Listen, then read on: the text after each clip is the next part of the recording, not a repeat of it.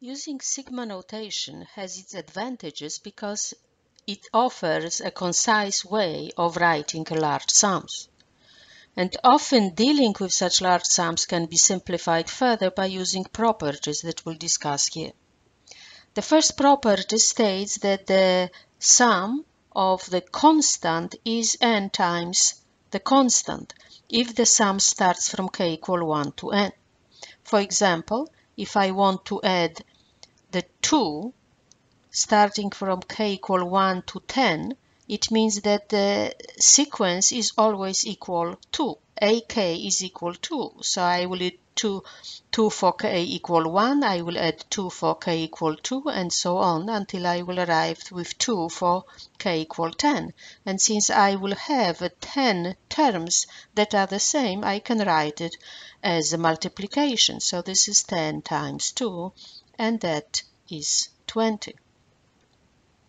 The second property tells us that if we have the sum of the terms c times ak, where c is a constant, that constant can go outside of the sigma and we can deal just with the sigma of ak. This is because the left-hand side can be rewritten as c times a sub n plus c times n sub n plus 1 and so on. Notice that in our notation we start with k equal n and we end at m.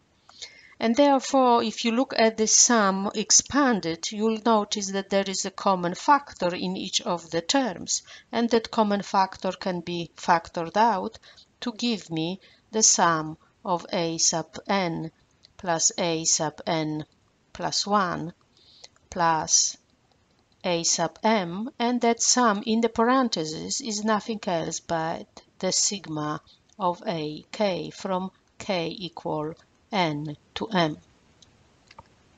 The third property states that if we take the sum of the sum or difference of two sequences ak and bk, then we can compute the sum of the sequence ak and then add or subtract the sum of the sequence bk. And this follows from the property of real numbers, that it doesn't matter in which order we add the numbers. This is associative property. So the left-hand side can be expanded to be a sub n plus b sub n plus a sub n plus 1 plus b sub n plus 1 and so on.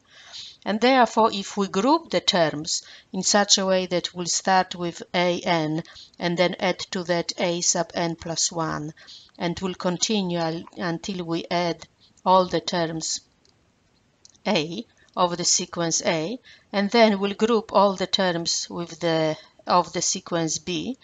This is exactly the right-hand side of that equation. With those properties in mind, we can simplify or compute some values that those properties can be used in.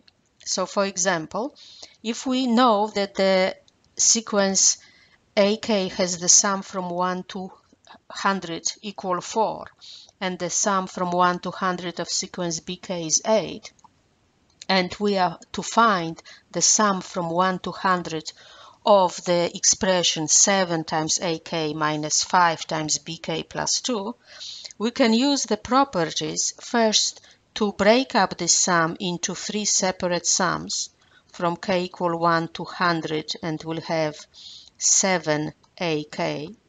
Then we'll have a minus sign, so we know that the sigma will be attached also to that term, 5 BK, from K equal 1 to 100. And then we'll have plus the sigma from K equal 1 to 100 of 2. Using property 2 now, we can take the constant that we have in each of the first two terms outside of the sigma. And therefore, we'll have 7 times the sigma from K equal 1 to 100 of AK.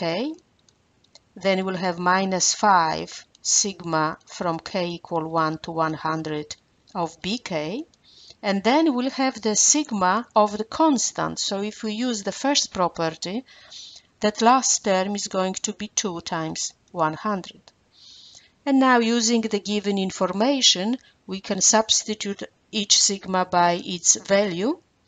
So we'll have 7 times the sigma of AK is 4, minus 5 times 8, and then plus 200.